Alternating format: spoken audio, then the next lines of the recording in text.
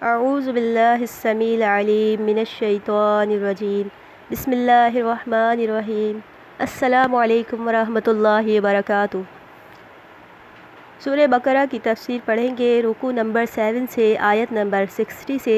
آئیے سورہ بقرہ کی تفسیر پڑھتے ہیں۔ اعوذ باللہ من الشیطان الرجیم وَإِذِ اسْتَسْقَىٰ مُوسَىٰ لِقَوْمِهِ فَقُلْنَا اضْرِب بِّعَصَاكَ الْحَجَرَ فانفجرت منه 12 عينا قد علم كل أناس مشربهم كلوا واشربوا من رزق الله ولا تعثوا في الأرض مفسدين۔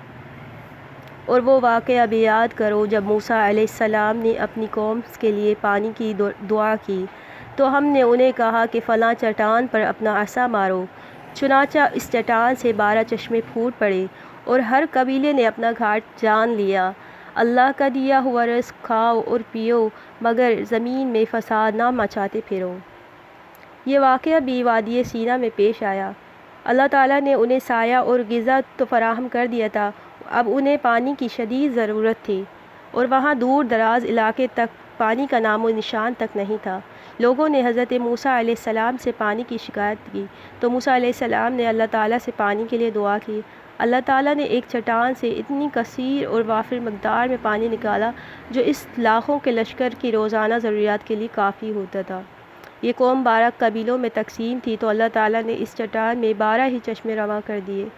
کوئی شگاف چھوٹا تھا، کوئی بڑا تھا، اور یہی صورتحال ان 12 قبیلوں کے افراد کی تعداد کی تھی۔ پانی کی اس طرح تقسیم سے ان میں باہمی جھگڑے کے کوئی بھی امکانات باقی نہیں رہے۔ یہ چٹان اب بھی جزیرہ نمائے سینا میں موجود ہے جسے سیاح جا کر دیکھتے ہیں، اور چشموں کے شگاف کے نشان بھی ابھی تلک موجود ہیں۔ تو اللہ تعالیٰ فرماتے ہیں کہ یہ اللہ کی دی ہوئی نعمتیں کھاؤ جو تمہیں مہیا ہیں، جو اللہ تعالیٰ نے تمہیں پر انعام فرمائی ہیں، اور ایک دوسرے سے چھن کر یا چرا کر یا خواہ مخواہ فتنہ اور جھگڑے کے موقع نہیں پیدا کرو۔ فساد فی الارض سے کیا مراد ہے؟ فساد فی الارض کی مذمت تو سبھی کرتے ہیں، مگر فساد فی الارض ہے کیا چیز؟ اس بات کی تعین میں ہر شخص کے نقطۂ نظر کے مطابق اختلاف واقع ہو جاتا ہے۔ عموماً فساد فی الارض کا مطلب چوری، ڈاکہ، لوٹ مار وغیرہ اور ایک دوسرے کے حقوق کو غصب کرنا ہی سمجھا جاتا ہے، اور یہ فساد فی الارض کا صرف ایک پہلو ہے۔ مدینہ کے مسلمان منافقوں سے کہتے تھے کہ زمین میں فساد نہ کرو، تو وہ کہتے تھے کہ ہم کہاں مفسد ہیں، ہم تو بلکہ اصلاح کرنے والے ہیں۔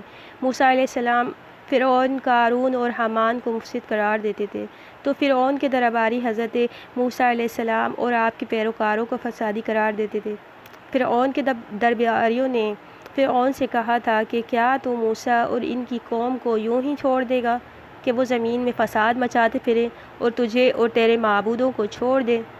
تو اس فرعون نے اس قسم کے فساد فی الارض کا اصلاحی طریقہ یہ سوچا کہ ہم ان کے بیٹوں کو تو قتل کر دیں گے اور ان کی بیٹیوں کو زندہ رکھیں گے، اور ہم ان لوگوں پر پوری قدرت رکھتے ہیں۔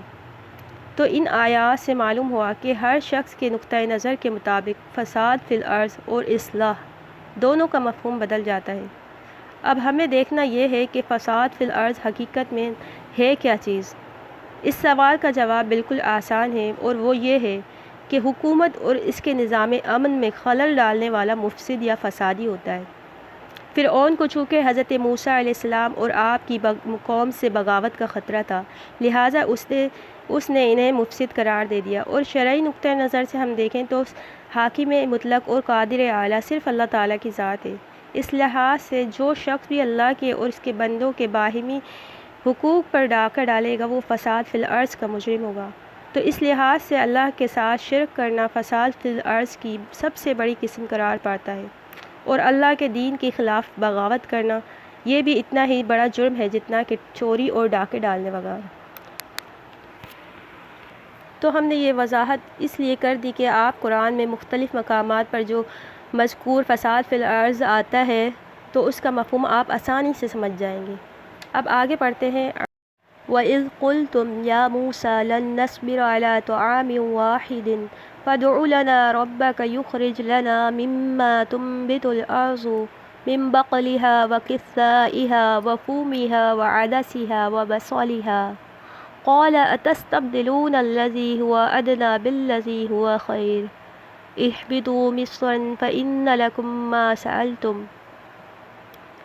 اور وہ واقعہ بھی یاد کرو جب تم نے موسیٰ علیہ السلام سے کہا تھا، موسیٰ ہم ایک ہی طرح کے کھانے پر ہرگز صبر نہیں کر سکتے، لہٰذا ہمارے لیے اپنے رب سے ان چیزوں کے لیے دعا کرو جو زمین سے پیدا ہوتی ہیں، جیسے ساگ، ترکاری، گیہوں، مسور اور پیاز وغیرہ۔ موسیٰ علیہ السلام نے انہیں کہا، کیا تم بہتر چیز کے بدلے گھٹیا چیز تبدیل کرنا چاہتے ہو؟ اسی شہر کی طرف چلے جاؤ، جو تم چاہتے ہو وہاں تمہیں مل جائے گا۔ یہ بھی وادی سینا کا واقعہ ہے جہاں ایک طویل مدت تک کے لیے بنی اسرائیل کو ٹھہرایا گیا تھا۔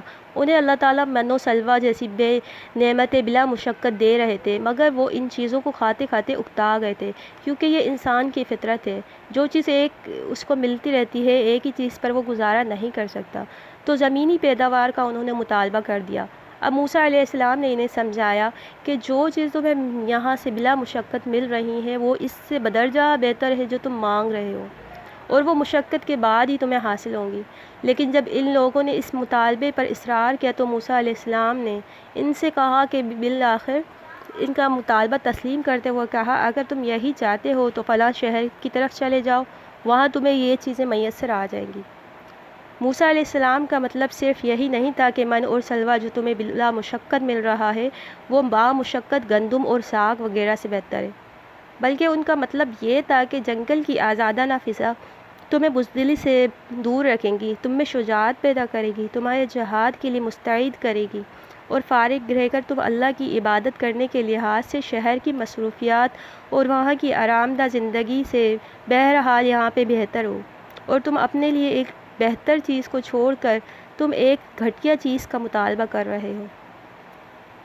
تو اللہ تعالیٰ فرماتے ہیں کہ ضُرِبَتْ عَلَيْهِمُ الذِّلَّةُ وَالْمَسْكَنَةُ وَبَاءُوا بِغَضَبٍ مِّنَ اللَّهِ ذَلِكَ بِأَنَّهُمْ كَانُوا يَكْفُرُونَ بِآيَاتِ اللَّهِ وَيَقْتُلُونَ النَّبِيِّينَ بِغَيْرِ الْحَقِّ ذَلِكَ بِمَا عَصَوا وَكَانُوا يَعْتَدُونَ۔ تو اس کا انجام یہ ہوا کہ ان پر ذلت اور بدحالی مسلط کر دی گئی، اور وہ اللہ کے غضب میں گرفتار ہو گئے، جس کی وجہ یہ تھی کہ وہ اللہ کی آیات کا انکار کرتے تھے اور انبیاء کو ناحق قتل کرنے لگے تھے، اور ان باتوں کا سبب یہ تھا کہ وہ اللہ کی نافرمانیاں کرتے اور حدود شریعت سے آگے نکل جاتے تھے۔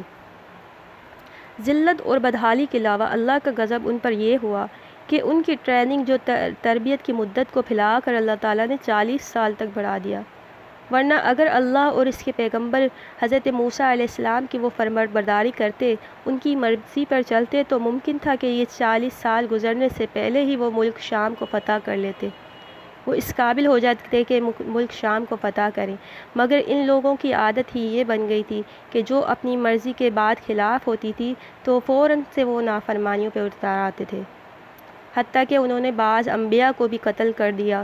اور اللہ کے غضب اور ذلت اور مسکنت کی دوسری قسم یہ بھی ہے کہ یہودی قوم مالدار ہونے کے باوجود سخت افرادی قلت سے دوچار ہے اور دوسری قوموں سے پٹ بھی چکی ہے، اور ان میں اخلاقی انحطاط اس قدر ہے کہ آج بھی یہ بے حیائی، فحاشی، سود خوری اور حرام خوری اس قوم کا طرز امتیاز ہے۔